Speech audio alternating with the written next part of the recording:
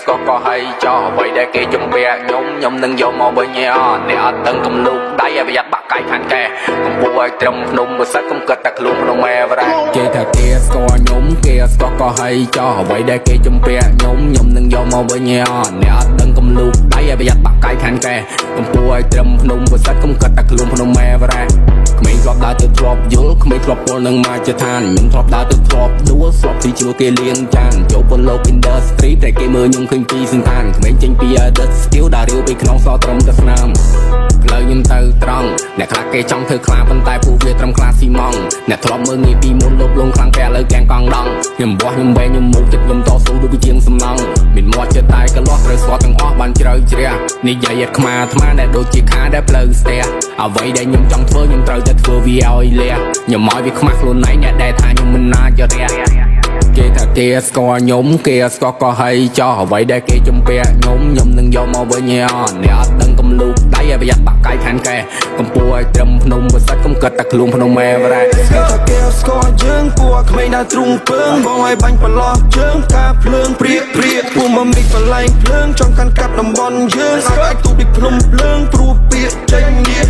យកលុយទុកដាក់មានប្រាក់ជាប់កនេះខ្ញុំមានគេចាក់អត់បាក់ជិលប្រឡាក់ជាមួយក្មេងពួកឆ្នាំកវីធ្លាក់ថ្នាក់សងកាក់សាក់កងចាំសងជីកែកៃបាញ់ជើងការភ្លើងហប់ទូរី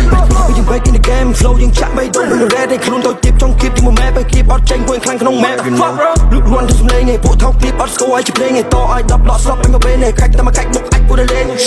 ដើរលេងនៅភាសាឯជួបពួក game ចង់ចូលមកបាក់ឯ gangster shit ដូច gangster fuck ឯមកកាំងមីងមៀង what the fuck man ដើម្បីអ្នកឯងនៅ talk about me អ្នកខ្លះគេស្ដាប់មិនយល់ដោយសារតែខ្ញុំក្មេងលេងខីជីវិតខ្ញុំវោះខ្ញុំវែងឲ្យត្រង់ដូចជាចាប់ជ្រី sorry my boy I don't care free time I'm smoke THC បងណា6កោះពេជ្រចូលរក flight ទៅដល់ Long Beach ខ្សែកនេះលកាដាំពេជ្រស្បីមិនតោះឲ្យលួចចាយលុយខ្ទេចរៀបរាប់ពីជីវិតដើរលេងគ្មានសល់អីក្រៅពីផ្សែងហើយនេះគឺជីវិតកូនប្រុសបើពួកឯងខុសអញបាញ់ទាំងអស់ខ្ញុំសុខចិត្តរបួសកាយតែមិនរបួសចិត្តបន្លំជាពួរនៅក្បែរខ្ញុំអ្នកត្រឹមជាពួរប្រឡាក់ទុកអាសន្នឲ្យយើងជួយមកបន្លំធ្វើជាមិត្តដើម្បីប្រយោជន៍ឈ្មោះអាសោតើអ្នកយកអីមកប្រឹក